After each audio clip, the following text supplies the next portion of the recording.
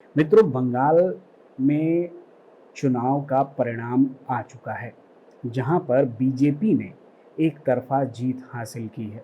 ये चुनाव परिणाम आने का मतलब है कि जैसे 2014 में भारतीय जनता पार्टी ने पूरे भारत में कांग्रेस को हटाकर सत्ता पाई थी, उसी तरह ये बंगाल का चुनाव देखा जाना चाहिए। 15 वर्षों के टीएमसी के शासन को हराकर भारतीय जनता पार्टी ने पश्चिम बंगाल में एक तरफा और बहुत बड़ी जीत दर्ज की है, जो नामुमकिन सा लगता था। पश्चिम बंगाल का ये चुनाव भारतीयता को बचाने के लिए था। ये मैं इसलिए कह रहा हूँ क्योंकि पश्चिम बंगाल एक ऐसा राज्य बन चुका था पिछले 15 सालों में, जहां तुष्टीकरण की राजनीति ने पूरे प्रदेश को बर्बादी के कगार पर ला खड़ा किया था। तुष्टीकरण उनका जो घुसपैठिए हैं, तुष्टीकरण उनका जो बंगाल की संस्कृति, परंपरा, अस्मिता पर कुठाराघात करते चले आ रहे हैं। और पश्चिम बंगाल से ही सटा हुआ है बांग्लादेश। बांग्लादेश में जो घटनाक्रम हुआ था और उसके बाद सत्ता परिवर्तन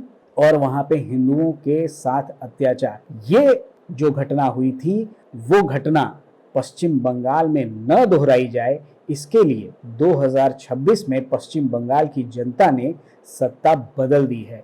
क्योंकि जो सत्ता में थे वो तुष्टीकरण की राजनीति के लिए किसी भी हद तक जाने के लिए तैयार थे। पश्चिम बंगाल जो कि सबसे बड़ा चुनावी अखाड़ा था, सबसे बड़ा जिस पे सबकी नज़र थी, उसमें भारतीय जनता पार्टी ने एक तरफा और बहुत बेहतरीन जीत दर्ज की है। अब बात ये तो हो गई रुझानों की, जो हमारे सामने है, आप सभी लगातार देख ही रहे होंगे। लेकिन बंगाल का जो ये चुनाव हुआ है, बंगाल पूरे इन पांचों राज्यों में से सबसे महत्वपूर्ण था। ये महत्वपूर्ण चुनाव सिर्फ बंगाल के लिए नहीं, सिर्फ भाजपा के लिए नहीं, सिर्फ टीएमसी के लिए नहीं, ये पूरे भारत के लिए बहुत ही प्रमुख था, बहुत ही महत्वपूर्ण था। इसके पीछे कारण क्या है? इसके पीछे कारण है बंगाल की बदलती डेमोग्राफी।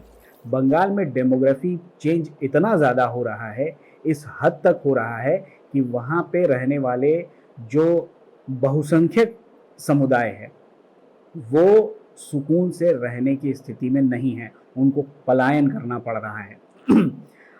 अब इस चुनाव में जो फैक्टर सबसे ज़्यादा काम किया है वो क्या है? इसमें दो फैक्टर जो मैं एनालिसिस कर पा रहा हूँ, वो है एक डर, दूसरा सर। सर यानी SIR।